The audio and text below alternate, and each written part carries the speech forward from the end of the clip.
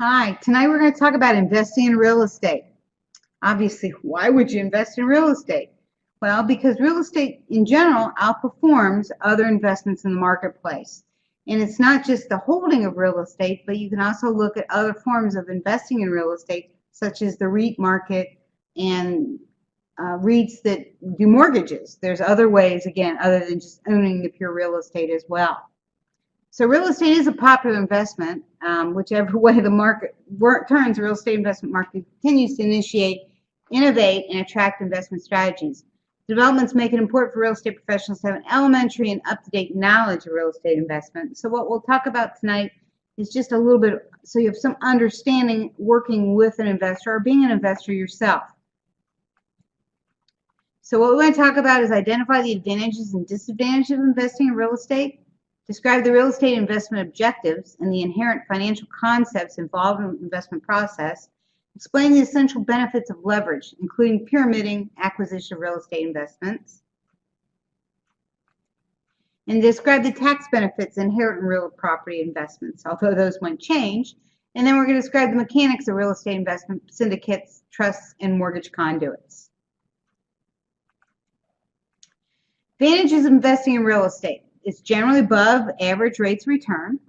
We use leverage of borrowed money to purchase real estate. In other words, this is that OP, other people's money. We let other people's money work for us. We have greater control over the investment, and we get tax benefits. Like I said, for today, we're buying for tax benefits. Disadvantages of real estate. Investment is expensive. Real estate is not highly liquid. In other words, you find out you run into the wrong thing. It could take 6 months to a year or more to sell. You have to actively manage the investment. Real estate does not manage itself. So you either have to actively manage it or you've got to hire somebody to do it. And there's a high degree of risk. You can get burned really quick in this business. The investment, why we do it. Real estate generally appreciates over time.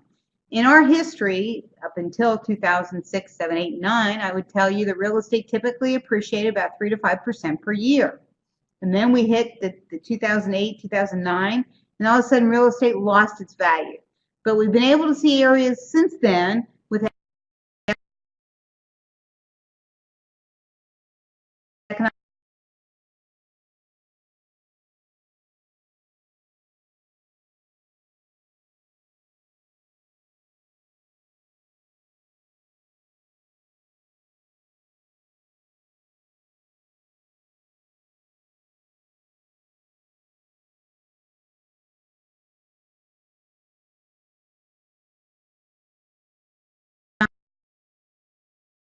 recovery that property's gone back up. In some places it's appreciated again 100% in value. So appreciation continues to happen in real estate. Unimproved land is a very risky investment, but you can make a lot of money doing it. The income is what you're going to get. Obviously, you're buying it cash. And the opportunities that you need to understand, you need to do a thorough challenge, due diligence of what is it you're buying, how are you getting into it, and how are you going to plan to make the money and cover your costs. Leverage. This is using other people's money. By using leverage other people's money, you want to build up your equity. Pyramiding is when you use that first investment to buy another investment, you keep growing that investment. Tax benefits. We get depreciation.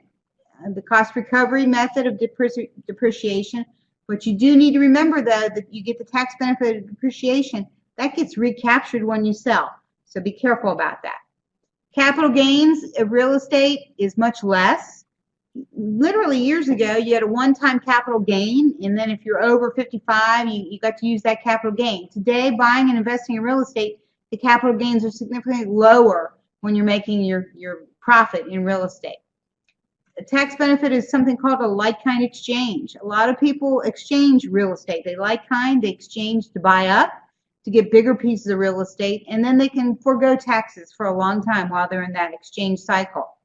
You get deductions for having real estate. You deduct the interest. At least today you still can. Might change.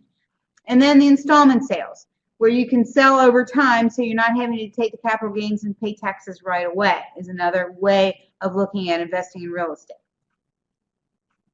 Real estate investment options that you can have, again, when you're not buying it yourself and running the property yourself, you might want to buy into a real estate investment syndicate.